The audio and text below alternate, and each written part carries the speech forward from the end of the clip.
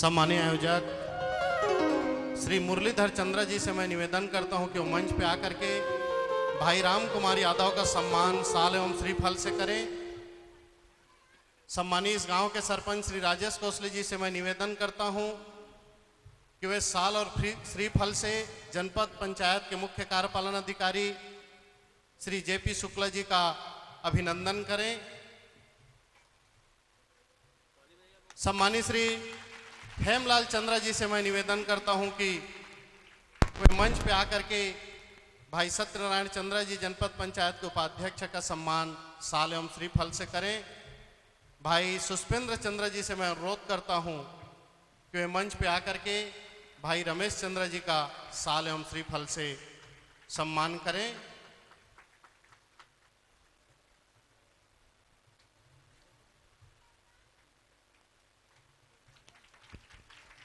धन्यवाद। बोले राधा कृष्ण भगवान की, व्यासपीठ की।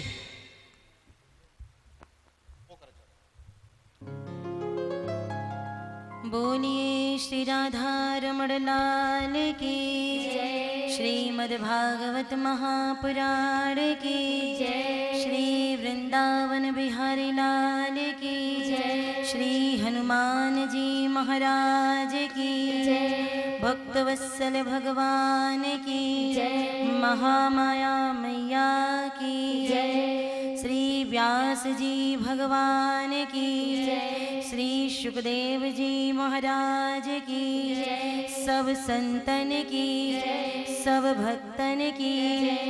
बोलिए श्री राधा रमण लाल की।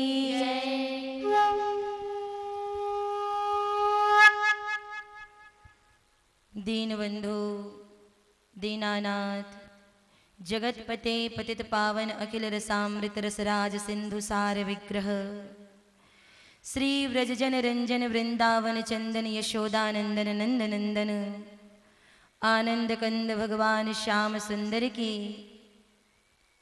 हेतु की अनुकंपा से कृपा से आज श्रीमद् भागवत ज्ञान यज्ञ सप्ताह ग्राम भोथीडीह के प्रथम दिवस के प्रथम चरण में हम सभी प्रवेश करने जा रहे हैं।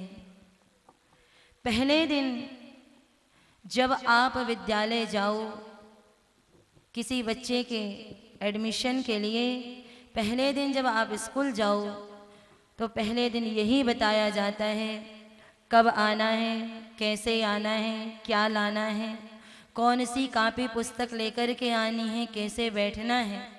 पहले दिन सलीका सिखाया जाता है। तो आज आपके इस 7 दिवसीय सत्र का प्रथम दिवस है जिसमें तरीका ही बताया जाएगा कैसे आना है, कब आना है, किस तरीके से बैठना है। व्यासपीठ के सामने बैठने का भी एक सलीका होता है, किस ढंग से बैठना है, कैसे कथा सुननी है, सुनने से क्या मिलेगा क्या नहीं मिलेगा, ये सारी जानकारी आज हमको इसे महात्म दिवस कहा जाता है। सज्जनों, सबसे पहले तो हम ये जाने आदि गुरु शंकराचार्य हुए जिन्होंने 4 धाम की स्थापना की, बद्रीनाथ, केदारनाथ, जगन्नाथपुरी और द्वारिकापुरी। 4 धामों की स्थापना आदि गुरु शंकराचार्य ने की है और उन्होंने एक ग्रंथ लिखा है विवेक चूड़ामणि। उस ग्रंथ में एक श्लोक लिख दिया, दुर्लभम त्रय्यमेवैतत् देवानुग्रह हेतुकम मनुष्यत्वम मुमुक्षत्वम महापुरुष संश्रयः। संसार में 3 बातें दुर्लभ हैं, 3 बातें कठिन हैं, ये आदि गुरु शंकराचार्य लिख रहे हैं। पहला लिखा मनुष्यत्वम, दूसरा मुमुक्षत्वम और तीसरा महापुरुष संश्रयः।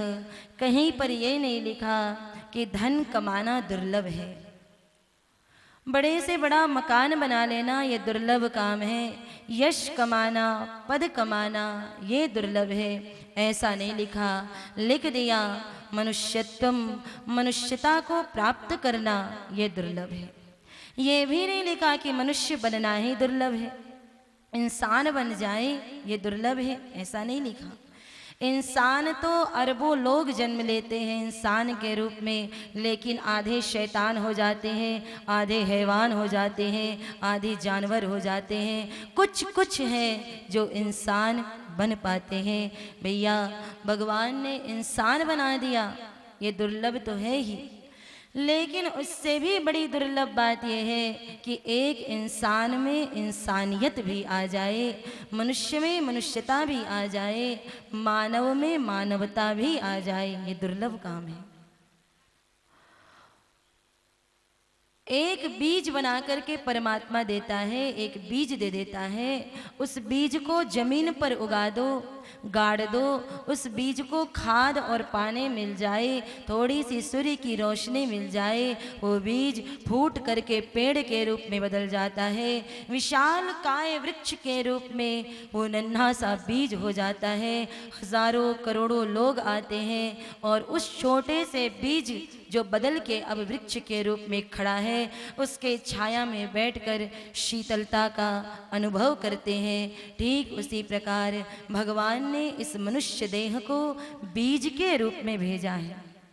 हम सभी बीज हैं, और चाहे तो अपने अहंकार को मिटा करके, अपने बीज को मिटा करके कहीं मिल जाए किसी संत के चरणों में, भगवत चरणों में, तो भैया ये मानव मानव नहीं रह जाता, ये महामानव बन जाता है। कबीर आए तो यहीं से महामानव बने, इसी देह से बने।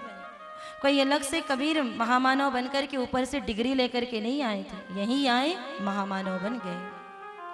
यहीं से नर से नारायण की यात्रा प्रारंभ होती है। कह मत देना इसके भाग्य में ऐसा लिखा था तो वो महापुरुष बन गया, तुलसीदास के भाग्य में ऐसा लिखा था तो वो संत बन गए, रैदास के भाग्य में ऐसा लिखा था तो वो महंत बन गए।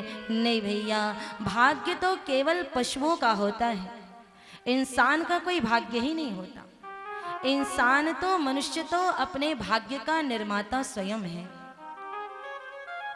पशु का भाग्य होता है, जो कुत्ता है कुत्ता ही रहेगा, उससे ज्यादा कुछ नहीं बन सकता। जो गधा है गधा ही रहेगा। लेकिन मनुष्य चाहे तो ये महामानव बन सकता है, महापुरुष बन सकता है, और तो और मनुष्य चाहे तो स्वयं भगवान बन सकता है, नर से नारायण बन सकता है। कोई राम आए तो चार हाथ पैर लेकर के नहीं आए थे, वो भी हम आम लोगों की तरह जीते थे, लेकिन जीते जीते ही मर्यादा पुरुषोत्तम राम के रूप में आज भी पूजित हैं। हम चाहें तो कुछ भी कर सकते हैं। कहने का आशय ये है, जो बीज आपने धरती पर उगाया, वो बीज यदि उगा नहीं तो किसान ये समझता है कि वो बीज कंकड़ और पत्थर बन करके रह गया।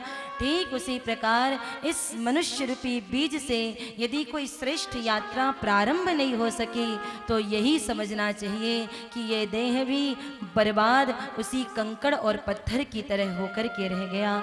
हम चाहें कुछ भी प्राप्त कर सकते हैं। बाबा तुलसीदास ने लिखा, साधन धाम मोक्ष कर द्वारा, जेहि न पाए परलोक संवारा। मनुष्यता ये दुर्लभ है। आगे गुरु शंकराचार्य ने लिखा, मुमुक्षा अर्थात प्यास। किसको पाने की प्यास है? हजारों करोड़ों अरबों लोग भागवत सुनते हैं, पर कोई किसी कामना से सुनता है, कोई किसी कामना से सुनता है। कोई इसलिए सुनता है कथा सुन लेंगे दुकानदारी ठीक हो जाएगी, कोई इसलिए सुनता है सुन लेंगे व्यापार अच्छा चलने लग जाएगा, कोई इसलिए सुनता है सुन लेंगे यश मिल जाएगा, सुन लेंगे हानि मिट जाएगा, लाभ मिल जाएगा, सुन लेंगे हमारे पूर्वज तर जाएंगे, पूर्व पुरुषों की मुक्ति हो जाएगी। नहीं नहीं भैया, इन कामनाओं से मत सुनना। हम गारंटी नहीं देते कि भागवत सुन लोगे तो आपके पूर्वज तर जाएंगे, इसकी गारंटी कोई नहीं है। आप सुन लोगे व्यापार अच्छा चल जाएगा, कोई गारंटी नहीं है। 7 दिन गला फाड़ फाड़ करके कथा सुनाने के बाद में हम कहते हैं आपको भक्ति मिल जाए, ज्ञान मिल जाए, वैराग्य मिल जाए। हम यहाँ से 7 दिन यही सिखाते हैं, यही सुनाते हैं, लेकिन 7वें दिन आकर के लोग प्रश्न कर जाते हैं। वो सब तो ठीक है, भक्ति ज्ञान और वैराग्य की जो बात बताई वो सब सही है, पर ये बताओ दुकानदारी कैसे बढ़िया चलेगी, व्यापार कैसे बढ़िया चलेगा, कैसे मैं जल्दी से जल्दी पैसा कमा लूँगा, धनवान बन जाऊँगा। भैया यदि मुझे ये सब विधि मालूम होती तो मैं यहाँ क्यों बैठी होती, यहाँ बैठ करके मैं क्यों कथा सुना रही होती, मैं भी कहीं व्यापार में दुकानदारी में लगी होती। भागवत सुन लोगे व्यापार अच्छा चल जाएगा, इस बात की कोई गारंटी नहीं है। लाभ मिल जाएगा, इस बात की कोई गारंटी नहीं है, क्योंकि भागवत जो है ये कामियों का ग्रंथ नहीं है, कामना पूर्ति करने का ग्रंथ नहीं है। भागवत सुनने से यदि आप चाहो तो केवल और केवल राधा रमण के चरणों की प्रीति मिल जाएगी, ये निस्संदेह प्राप्त होगी। और जीवन में जिन जिन वस्तुओं का अभाव है, धीरे धीरे धीरे यदि कृपा सरकार की हो गई तो वो सब भी प्राप्त होगी। व्यास जी ने कहीं पर लिख दिया कि भागवत सुन लोगे मुक्ति मिल जाएगी, कहीं पर लिखा कि प्रेत पीड़ा से छुटकारा मिल जाएगा। दुनिया भर की बातें व्यास जी ने लिखा है, लेकिन हम तो इतना समझते हैं कि भैया एक मैया होती है, माँ का बेटा बीमार हो जाता है और उस बीमार बेटे को मैया दवा खिलाना चाहती है। बेटा दवा नहीं खाऊंगा, नहीं खाऊंगा। अरे बेटा दवा खा ले, तुझे चॉकलेट दूंगी, नहीं खाऊंगा। अरे खा ले, तुझे मिठाई दे दूंगी, नहीं खाऊंगा। बेटा खा ले, तुझे नए कपड़े बनवा दूंगी। जैसे तैसे करके माँ उसको मना करके दवा खिला देती है।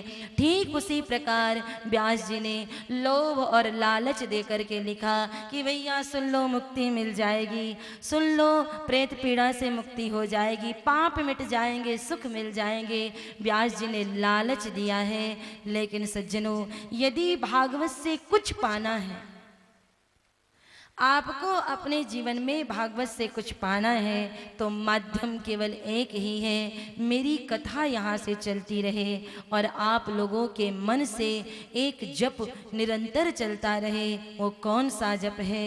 हरे कृष्ण कृष्ण कृष्ण हरे हरे, हरे राम राम राम हरे हरे। इसके मैंने अनेकों प्रयोग किए हैं। जिन जिन ने इस प्रयोग को किया है अवश्य उन्हें लाभ मिला है, आपको भी मिलेगा।